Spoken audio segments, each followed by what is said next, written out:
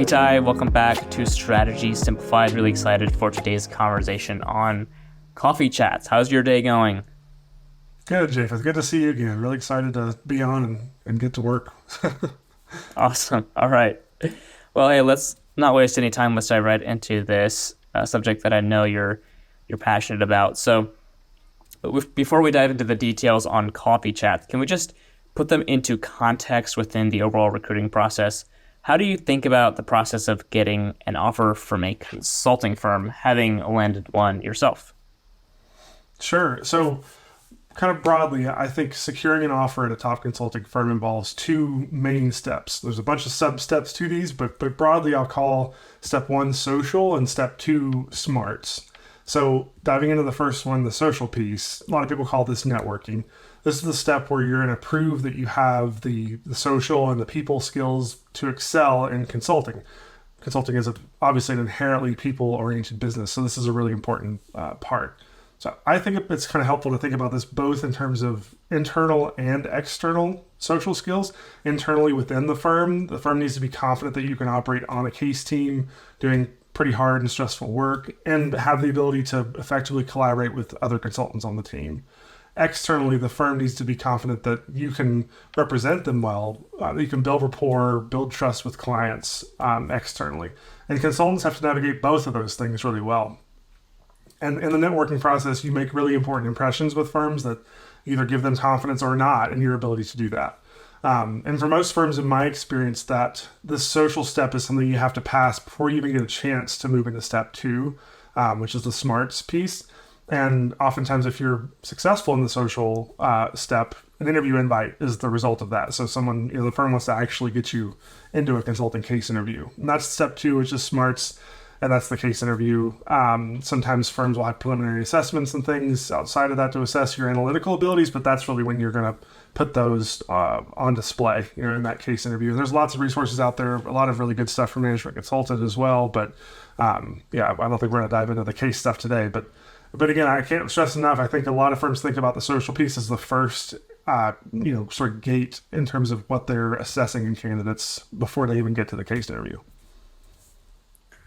I really like that framework of how you broke down the recruiting process. I think it's helpful to split it up into those two pieces and kind of in that order, right? Social first and kind of smarts or like hard or technical skills, however you want to look at it, second. Mm-hmm. Can you share a little bit about networking? What does networking with consulting firms look like? Sure. So in my experience, firms do provide a lot of opportunities to engage with them. Obviously, this is going to differ according to what particular pipeline you're kind of coming in through. MBA has obviously a very structured process typically, but if you're a PhD candidate or coming in from industry or moving laterally, this could look kind of different depending on what pipeline you're in. But in general, firms typically will do two things. One, they will host recruiting events, things like webinars, information sessions, panels, office hours, that type of thing. And this is where candidates will learn your baseline information. What does an application look like? What are the steps? When are the deadlines? What's the staffing model of the firm? What type of work do they usually do? What's the culture? That type of thing. Kind of broad overview, information type stuff. And you can make an impression by asking a really good question in one of these sessions, but you're not really engaging super heavily with the firm. They're mostly giving you information. The second part that firms do to sort of engage with candidates is encourage their people to have coffee chats and individual conversations.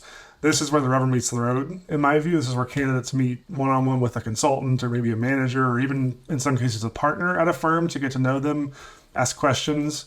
Coffee chats are really important in making a strong first impression and demonstrating that you have the social skills to succeed as a consultant, which then convince the firm that they should interview you. That's great. So I think what I'm hearing is that depending on the pipeline people are in, it'll change. This changes a little bit, right? So if someone's a working professional looking just to break in as an experienced hire, they're not going to have as many recruiting events available, right? There's not going to be those as many natural or like firm facilitated interaction points. So it sounds like the onus is even more so on the candidates to be proactive and to reach out and kind of make some of this stuff happen because right? The firms and your school aren't going to be as much of a resource if you're not there. So Yeah, I some think that's helpful right. context there for folks. Awesome. Well, let's dive deeper into these coffee chats. I'm excited to get into this. So, can you first like share a little bit baseline? Like, what's the purpose? What are the objectives behind these coffee chats?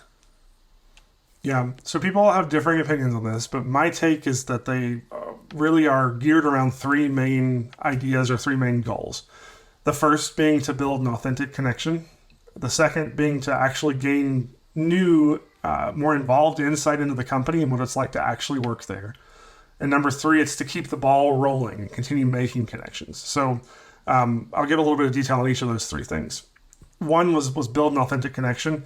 My goal in every coffee chat when I was recruiting for consulting firms was to build a relationship and to actually make a connection with the other person in a genuine way. I think this is a huge deal. You need to demonstrate that you're a human, and that's I can't overstate the importance of that piece and how actually difficult that might be. But I wanted the person I was chatting with to remember me after our conversation, either because my story was compelling or our conversation was so good, or perhaps we related with each other in a way that they wanted to help me progress further in the process. They didn't want to just sort of forget me in those 30 minutes we spent together, but they wanted to continue, the conversation. Not every single coffee chat I had, or maybe even most coffee chats, achieved this goal, but I approached every coffee chat with that goal in mind. Going on to number two, a big goal of a coffee chat is to actually gain new and high leverage insight into what it's like to work at the firm. You'll get the broad, high level details on a firm's website or a recruiting event, etc. But talking one on one with a consultant in a coffee chat is, I think, the best way to learn what it's actually like at the firm. I think one of the biggest mistakes people make in coffee chats is missing the opportunity to ask really good questions and learn net new information. When you ask baseline or fact-based questions that you could easily have found on a company's website, that's a really quick way to get to the bottom of a firm's candidate list, I think. And I'm sure we'll talk later maybe about good coffee chat questions and how to approach that. But I always approach coffee chats as a chance to learn new and high leverage things about each firm. And the best coffee chats that I had were ones where I made a really quality connection. And because of that, someone was willing to tell me, the real truth, what it's actually like to be a consultant at that firm. And I think that's really helpful, especially if you get to the end of the process and you have multiple offers to choose from. And you'll look back on those really great coffee chats where someone told you the real truth that when you're deciding, which offer you might want to take. Finally, number three, my goal was always to have the person that I'm talking to refer me to somebody else so I can keep the ball rolling. So I can continue to make connections, continue to learn more about the firm, and then build internal promoters within the firm. I wanted people who liked me, who wanted to help me, and who wanted to, when those interview conversations came up, they had my name at the top of their list and they were pushing me as much as they could. Like I said, not every chat led to this either, but I made sure to ask, especially when the conversation was good, to who else should I be talking to about this? I think that's a super important part of a coffee chat and a really important goal. Ty, that's a great foundation for coffee chats.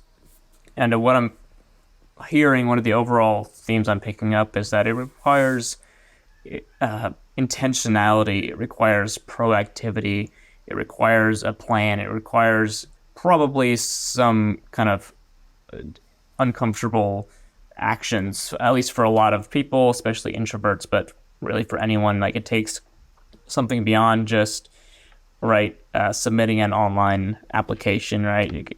There's a couple steps beyond that. So I just wanted to pick up on that. Yeah, and Is there, to that point, I don't think that consulting is an industry that if you're more of an introvert, you can't succeed in. But I think actually the whole process is built, including the coffee chats and networking, as well as the case interview. It's all built to kind of help you also learn whether consulting is the right industry and the right fit for you. So not everybody has to be an extrovert by any means, but you'll know if you can tolerate or even enjoy the networking process. You likely will enjoy the people aspect of actually working in a consulting role as well. that's awesome. Yeah, consulting is a human business. Without it, firms wouldn't be able to do anything that they do. So, and I love the first point you mentioned about an authentic connection, right? That you can't really remember a robot or someone who just regurgitated the questions they found, on an online blog, right? You gotta be real, gotta be human. Yeah, Um, for sure. Before we get into how to actually ask someone for a coffee chat, do you actually need to be drinking coffee, and do you need to be in a coffee shop? Can you just expand? I know what the answer is there, but I think a few people will have that question in the back of my mind. Wait, does this have to be something that's in person? Yeah, definitely not. I mean, I came in without a lot of context about this whole process, and I had the same question. I'm not. Do I need it? Do I need a coffee in order to ask for a coffee chat, or does it need to be at a Starbucks?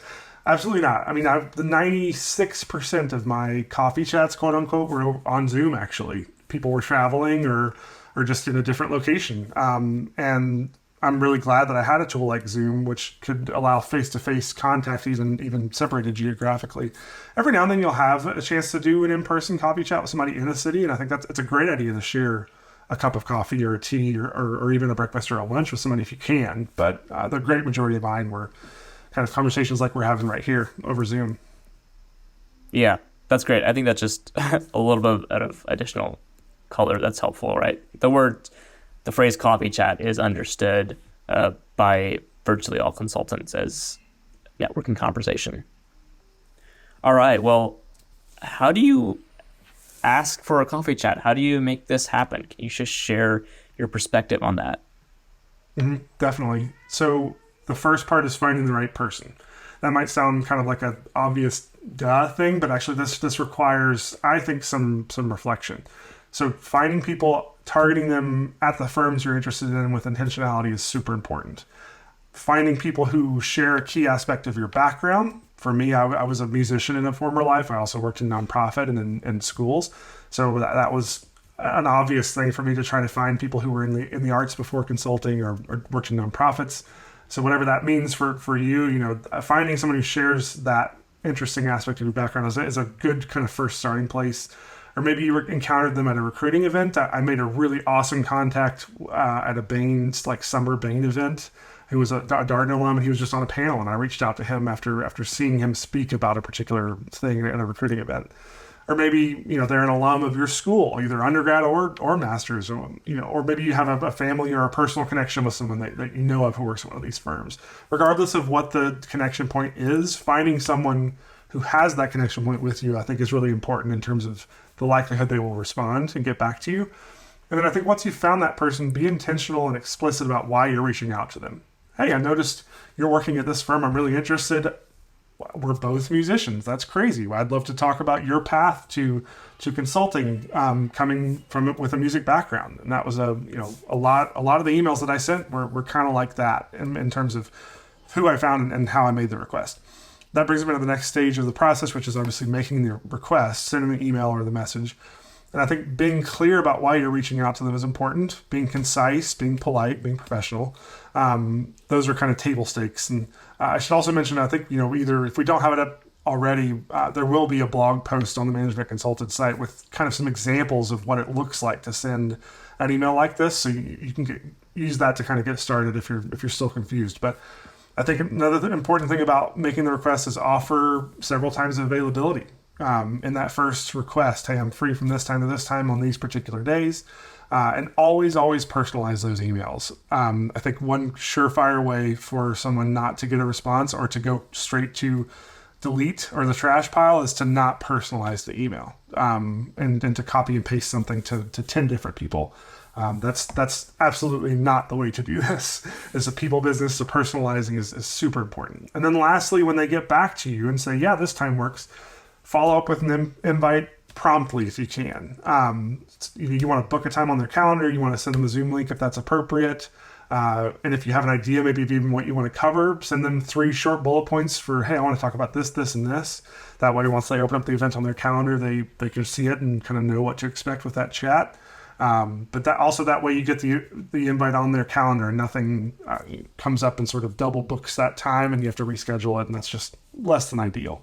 So that's how I think about the process of asking for and setting up a coffee chat. I love that. Just a quick note on that last part about personalizing, right? If I get an email that's addressed, hello, sir, or right, just like something like that. I'm not gonna keep reading. I'm just delete, right? So really important Absolutely.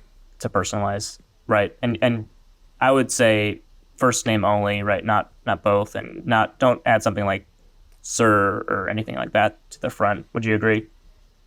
I'd agree. Yeah, I mean, it's you can be collegial and polite, but also kind of conversational. And I think being authentic is what's most important here. If you're a person that does address people like that, and you're going to address them like that authentically during a coffee chat, maybe it makes sense. But kind of however you kind of have, you're the person that knows yourself the best, and I think authenticity here is key. Love that. Well, we'll make sure to link the article about coffee chats. We just wrote that, released that, and so we'll link that in the show notes in case folks you find it more helpful to kind of visually be able to see, and we'll have an email template in there and much more good information. All right, Ty, how do you come up with good questions for these coffee chats so that when you actually get on a call, you don't look like an idiot? Yeah, this can be an anxiety-inducing part of the process, and I've definitely felt my fair share of anxiety. And what do I ask? What do we talk about? I think before you even get to the question part, I think it's important to give some time to do some introductions. Again, this might sound like duh, but putting some intentional thought and reflection into how you want to introduce yourself, how to give a minute-long pitch, 1 or 2 minute long pitch or introduction was really helpful to be able to tell your story in a conversational but clear way, and then give them the chance to do the same. So that's how I always started our conversations and copy chats, unless I knew the person beforehand. But refining your pitch as a topic, maybe we can talk about another day. But I think that's a really important thing to start with. And instead, I think of offering specific question examples. I want to give some recommendations on how to think about this. And I think that's more helpful in terms of how people can prepare and generate their own really good questions. So in my view, good questions come from genuine reflection on what you actually want to learn. So what do you already know about the firm? What are you still unsure about that you haven't been able to learn on their website or on their blog or on a recruiting event that you attended? Also, what's most important to you in an employer that you don't, that's still a question mark for you about that particular firm. Do you like really hands-on management? How do you prefer in terms of communication? What kind of work do you want to do? Is this firm working in a particular industry or practice area that interests you? Has this person that you're reaching out to and having a chat with, have they charted an intriguing or interesting path? And do you want to ask questions, about how they did that, how they accomplished that? So genuine reflection on what it is you actually want to learn and what the gaps are, I think is a great place to start in terms of forming a good question list for each coffee chat. Number two, I would say make sure you take into account the role of the person that you're talking to. Come prepared. I'd say review the person's LinkedIn. Make sure you understand at least at a high level what their role is and how it relates to the broader firm. And what I mean about that is if you're talking to a partner, if you've gotten the great opportunity to talk to someone at that high level, your questions should not be the same as if you're talking to a first-year associate. That's just a different type of conversation. It requires different questions. So that's just kind of the base level preparation that I think everyone should plan to do. And then finally, make sure you're ready to flex with the conversation. Plenty of times in coffee chats, I threw out most of my planned questions because the conversation was organically moving away from them. And that's okay. Don't be afraid to leave your agenda if you want or need to, and just be ready to roll with the conversation if it goes unanticipated directions, because that can actually be some of the best coffee chats you'll have. That's great, Ty. And just to go a layer deeper, one of the frameworks we recommend at Management Consulted is PSP. That's positive, specific, and personal. So you want your questions to be positive, specific, and personal. And we have other episodes on networking that cover that, but just to add a little bit of extra nuance to your framework there, which I think is really helpful for thinking about. I like that. Great I like questions. that. Right. You don't want to ask, when is AI going to take over, my like your job, right? I would agree. No one wants to work with a person who asks questions like that. Awesome. All right. All right. So, Ty, let's say you've gotten on the phone with someone, you've had a good conversation, you've been flexible with the questions, and you've had a good connection. what happens at the end of the call, right? Do you say, all right, goodbye, talk to you later, or what's your kind of recommended way to close a call? Sure.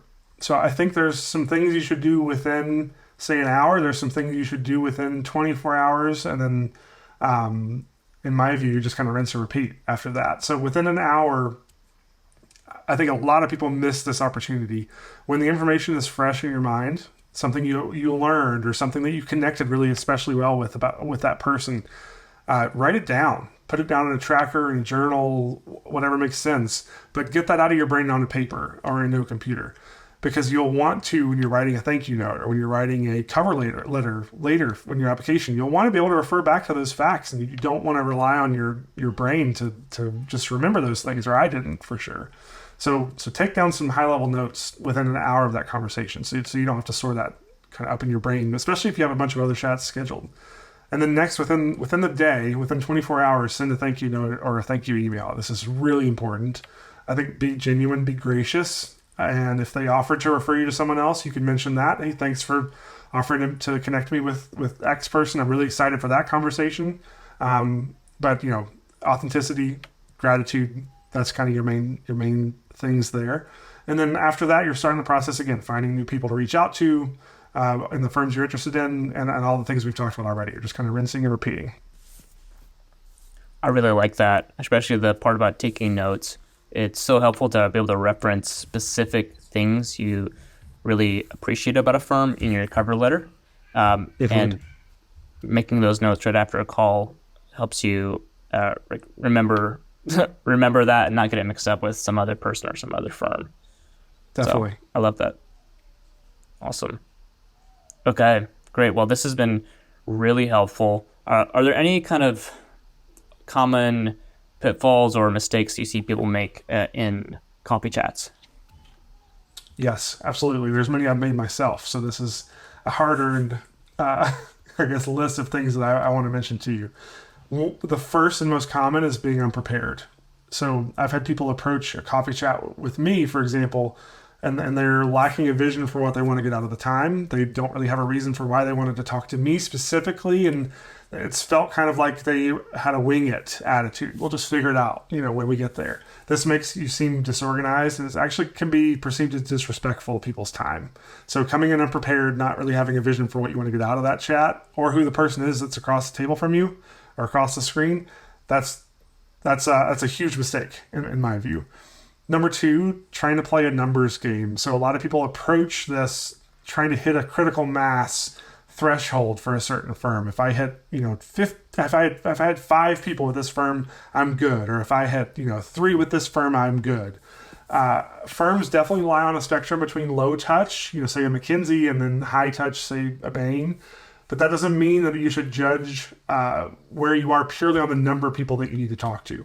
There are people who have gotten interviews at these firms after talking to one person. And there are others who haven't even gotten an interview invite after talking to 15 or more people. And thinking about a numbers game is, I think, the wrong approach. I think it's about quality of your interactions and of your connections. And that's what I would encourage people to think about versus hitting a number threshold. Next, I think tailoring what you think the firm, like tailoring what you're saying to what you think the firm wants to hear. Or what you think the other person wants to hear.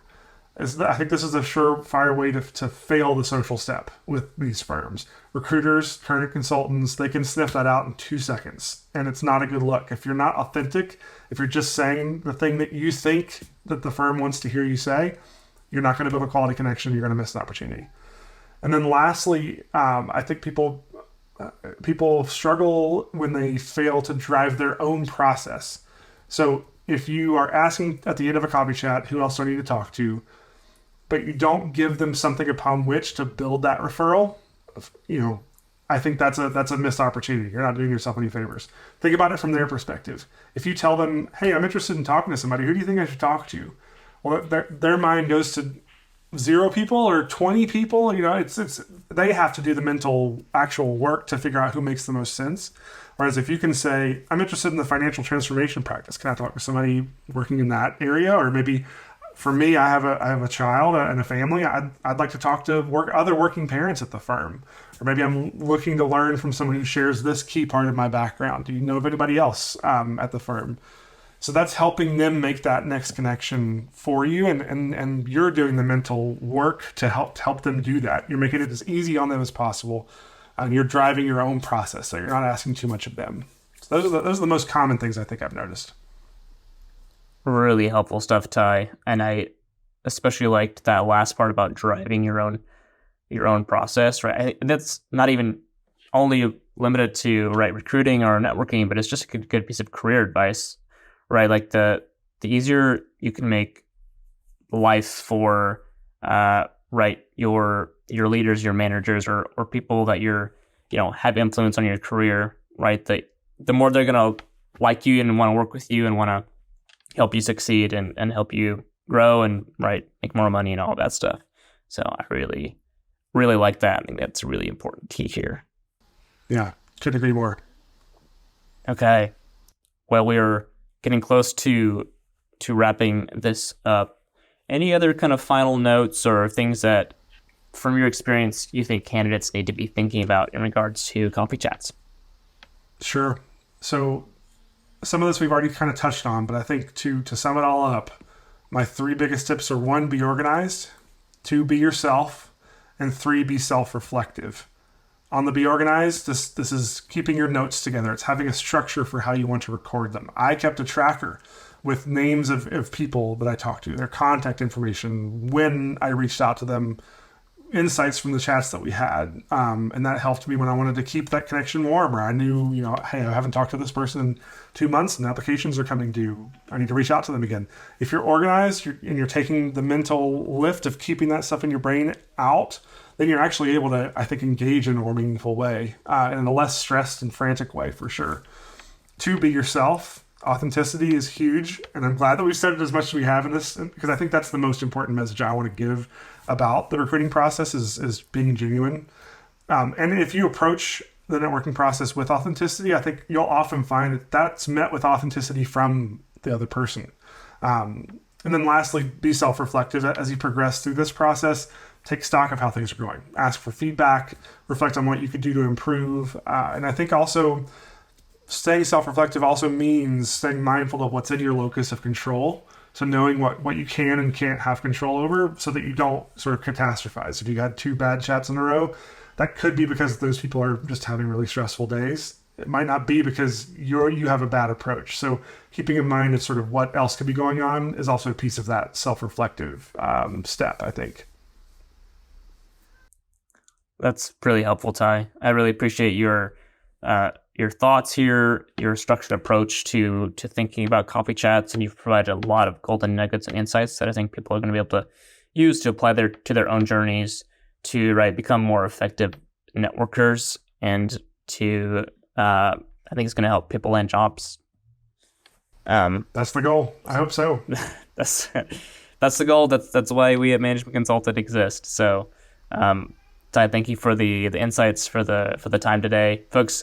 Link in the show notes to check out the blog on coffee chats that'll have kind of what we had covered today, but in a little bit more detail. You've got an email template there that you could follow for your networking cold outreach emails, and a lot more good stuff. And feel free to reach out to the team at Management Consulted. You can just send us an email, team@managementconsulted.com. Check out the website, etc. We've got tons of networking, resume, and case interview resources, and we'd love to work with you to help maximize your chances for breaking into consulting. Thanks again, Ty. Thank you.